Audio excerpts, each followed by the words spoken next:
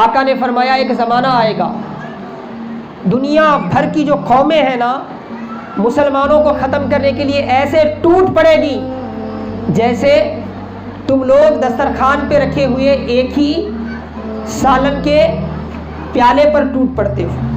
ایک پیالہ رکھا ہوا ہے سب کے بیچ میں ایک ہی ہے تو آدمی کیا کرتا ہے آپ کو معلوم ہے نا.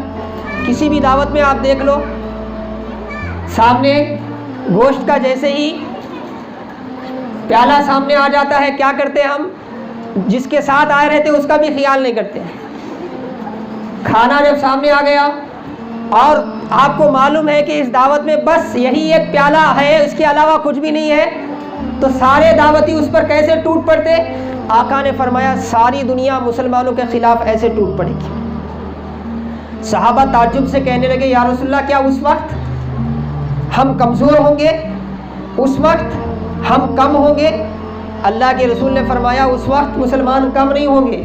وَأَنْتُمْ يَوْمَئِذٍ كَثِيرٌ آقا نے فرمایا آج کے مقابل میں اس دن کلمہ پڑھنے والے بہت زیادہ ہوں گے مسلمان کہلانے والے بہت زیادہ ہوں گے. ولیکن غصاء کا غصاء السیل مگر ان کی حالت کیسی ہوگی اس کچرے کی طرح ہوگی جو سیلاب کا پانی جسے بہا کر لے جاتا ہے. اتنا زیادہ ہو کر بھی طاقت نہیں ہوگی ان کے اندر ایمانی طاقت نہیں ہوگی.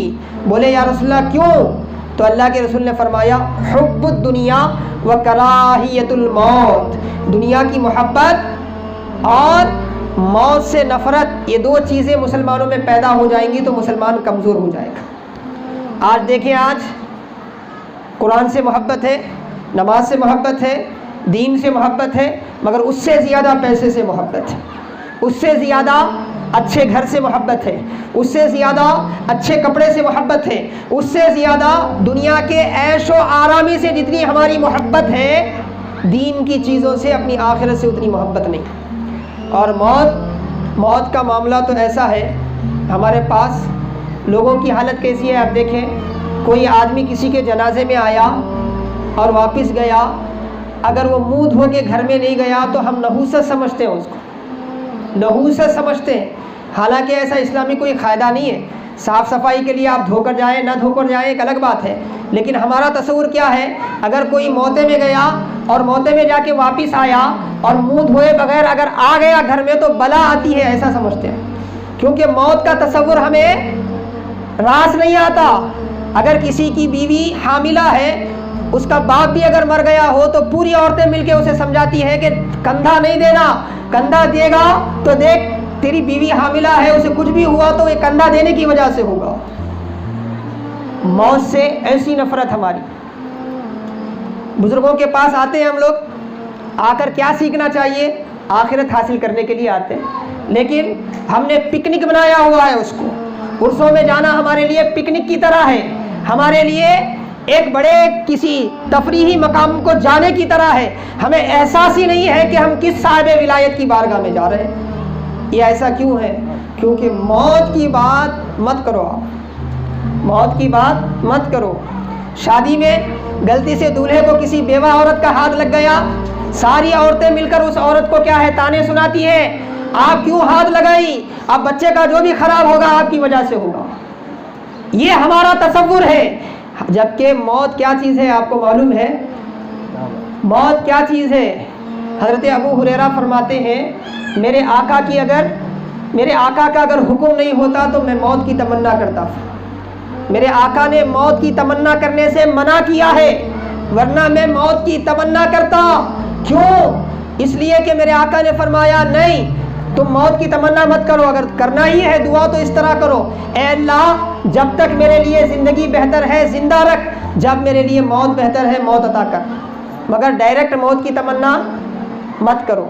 ایسے تو کرتے ہم مرنا نہیں چاہتے کوئی بھی مگر تمنا کرتے ہیں مر گئے تو اچھا ہوا موت سامنے آ گئی تو سب سے زیادہ ہاتھ پاؤں ہم ہی مارتے زندگی ملے تو بس سے پھر ایک مرتبہ دیکھیں گے بول.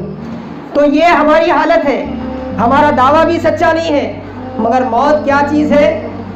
ایک روایت میں آتا ہے الموت جسر یوصل الحبیب الی الحبیب موت ایک ایسا پل ہے ایک ایسا راستہ ہے جو ایک عاشق کو اپنے محبوب حقیقی سے ملاتا ہے. اسی لیے حضرت بلال کے آخری وقت تھا آپ آبادی سے دور ایک جنگل میں تھے صحرا میں تھے کوئی آس پاس موجود نہیں تھا.